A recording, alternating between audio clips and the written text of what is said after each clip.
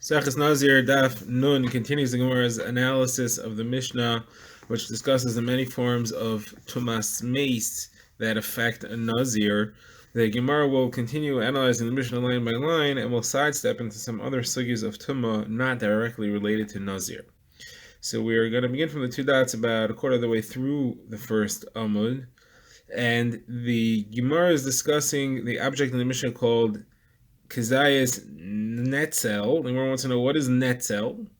So the word defines netzel is flesh of the dead body that was congealed. That is part of its decomposition process. It becomes decomposed and it kind of melts, the Rishonim describe, and it becomes like a gel or a liquid.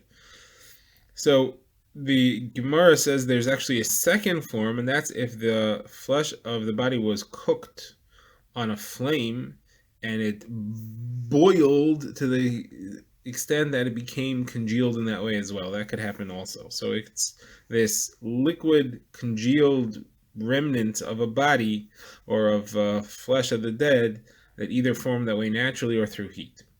So Gemara asks, do we know for sure that this comes from a dead body or not? If we know for sure that it comes from a dead body, what's the issue? Why would we think that it's not metame? If we don't know it came from a dead body, why should it be metame? As part of that, the Gemara is asking, if you know that it's from the dead, what is the significance of the fact that it was congealed? It's part of the dead. Why is that an issue at all? So the Gemara explains, we have some liquid and we don't know exactly what it is. We know that it comes from the dead body, but we don't know if it's the flesh or if it's a bodily fluid that comes from the dead. And therefore, the chiddush here is that we're going to assume that since it congealed, it's from the flesh, and that it's not a fluid. If it would be a fluid, it would not have congealed. Now, this is important because the fluids would not be metame. The only fluid of a body that's metame is blood. But if it would be saliva, for example, that wouldn't be metame. So the way to figure that out is by looking as if it's congealed. If it's congealed, then it's assumed to be flesh, and therefore it is metame. Right now the Gemara goes into a slightly different tumah sugya. The Gemara asks, does the concept of netzel apply to other forms of tumah, such as tumas nevela? An animal that died without shchita is matami tumas nevela. It's not tumas meis, not the same malachos. It's not matami ba'oel, but it is considered to be what's called tumah chamura, a strict tumah, because it's metame by being touched or carried. That is as opposed to tumah kala, which is, let's say, tumas ochlin, food, which is only metame other food in a minimum size that you don't have for nevela. So the Gemara wants to know, is a bit of netzel from an animal metame tumas nevela or not? So the Gemara says you have to specify which opinion you're referring to in a machlokes that discusses when does flesh decompose to the point that it loses its tumah. What is that referring to? So the Gemara introduces this machlokes. We know that tumah kala, which is the tumah for food, that maintains its tumah. That is, if you have food which is tameh, it maintains its tumah until it's become decomposed to the point that it wouldn't be eaten by a dog. Machlokes is, what about tumah chamur? What about flesh of an animal? So the two opinions are, one opinion is that it's also until it becomes decomposed to the point it wouldn't be eaten by a dog. And the other opinion is that it has to be that it would be eaten by a human. As soon as if it would be meat that a human would eat, then you could discuss tama. But if a human wouldn't eat it, even if it was tama, it's not tama anymore. So the Gemara says, if we're talking here, you're asking me about the netzel of an animal that is fit for dog consumption, but not for human consumption, and therefore you couldn't ask this question if you're going in the opinion that says that as soon as it's not longer fit for human consumption, it's not a tameh anymore, because it's irrelevant whether netzel counts as nevela or not. It's whether the gzeres hakosov of tumas netzel applies to nevela as well as to mace. It's irrelevant because even if it did, it's decomposed to the point that it would not carry tum anymore. We're discussing two separate reasons for why netzel should be tar. One would be because it's decomposed. You got to get that reason out of the way.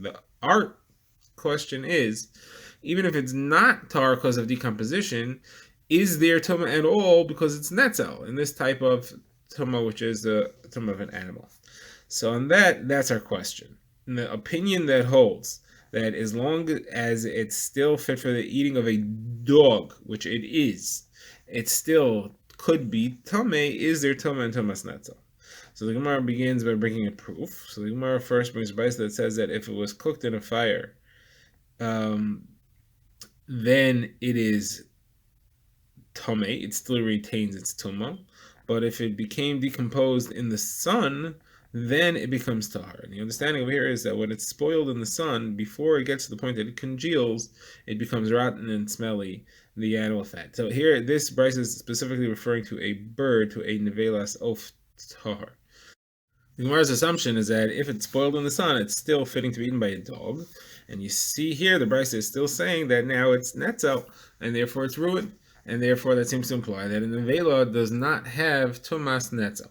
So my answer is no. By the time it gets congealed in the sun, it actually became spoiled to the point that it's not roilachis kev anymore. A dog would not eat it, and therefore could be tar for that reason. Nothing to do with being netzel.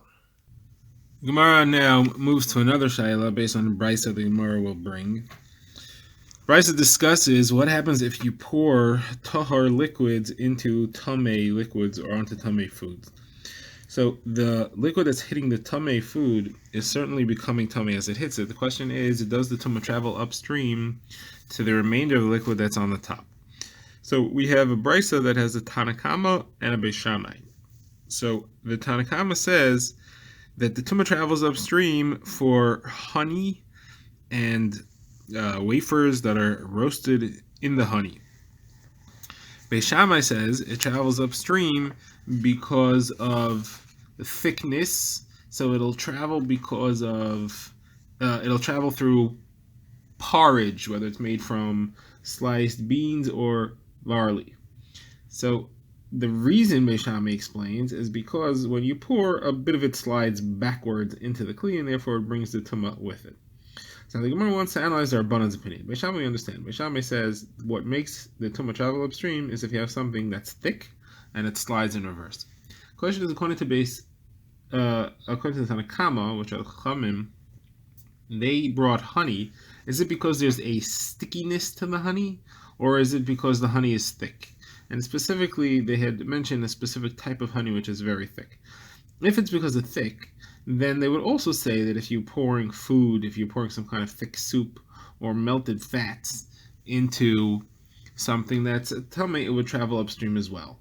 But if they were talking about because of sticky, those things don't have a stickiness to them. So Gemara tries to bring two proofs of this question. The Gemara first brings a brayso that discusses fat of a corpse and when it becomes tamei if it's heated and melts. So the brayso says if you have a large lump that's heated and melts, it still has tumah because it was a minimum size. It was a concise of fat that melted. The fact that it melted doesn't change its halacha. However, if it was crumbed up, that it was broken down into tiny pieces, or pieces that are smaller than a concise, before you melted it, so once it was broken down, it lost its tumah because it's too small. The fact that you melted it and it became a liquid doesn't change the fact that it lost the tumah, doesn't get the tumah back at all. So the Gemara's question is, but hold on a second. When you melt a large chunk, it separates.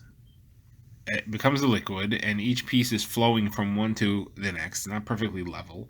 And if you're going to tell me that pouring fats separates them into separate pieces and tumah doesn't flow upstream, then when you're melting it, it separates, and therefore it shouldn't be a tumah at all. Even if it came from a large chunk, it should also be considered to be separated.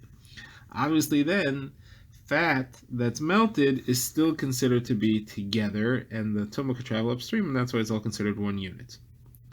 So Gemara rejects this for two reasons. Reb Zera speaks first, and he says, myself and Mar Breder Ravina explained here what we're talking about is where the flame heated the fats, and it boiled up and leaped to the surface in a clump, and therefore you can't view it as flowing from one to the next. It's one large chunk that flopped to the top of the pot, and therefore there is no issue of liquids flowing upstream or downstream. Now Ravina says to Rav Ashi that we don't have to worry about this at all, because you could see from what Beis Shammai said what the Chachamim hold. Beishami clearly gave the reason is because there's a thickness to it. The Chachamim were arguing they obviously didn't hold the same thing, and therefore they must have been referring to it because of the stickiness that's there, and they wouldn't say it by fats that are melted. The Gemara now moves on to the next line in the Mishnah. Last line in the Mishnah had referred to a ladleful or a spoonful of dried out, a decomposed powder from the body, that is a source of tumah as well for a Nazir. So we want to know how much. How much is this spoonful? So because the machlokes between Rav Yochanan and Chizkiya. Chizkiya says it is a palmful. That is enough to fill a hand where the fingers are not holding anything, from where the fingers meet the palm until the wrist, just a palmful. Chizkiya says no, it's an entire handful. Rav Yochanan, that is, says it's an entire handful, including when the fingers are holding it. So the Gemara has a brisa, which seems to take sides. The brisa quotes machlokes between the Chachamim and Rabbi Meir. Rabbi Meir says it's from the roots of the fingers and out and up, which the Gemara understands means from where the fingers attach to the palm to the fingertips. And the Chachamim say a handful. So the Chachamim are the same as Rabbi Yochanan, a handful. But Chizkiya and Rabbi Meir aren't saying the same thing. So where's Chizkiya based on? There isn't any Tana that holds like him. So Gemara gives two answers. The Gemara's first answer is that it's the same amount. The amount you can carry in a palm, not counting the fingers, is the same as you can carry in the fingers, not counting the palm. The Gemara's second answer is he totally misinterpreted what Rabbi Meir said. When he said from the roots of the fingers and up, he meant towards the wrist, not towards the fingertips, and therefore he's saying the palm, just like Chizkiya.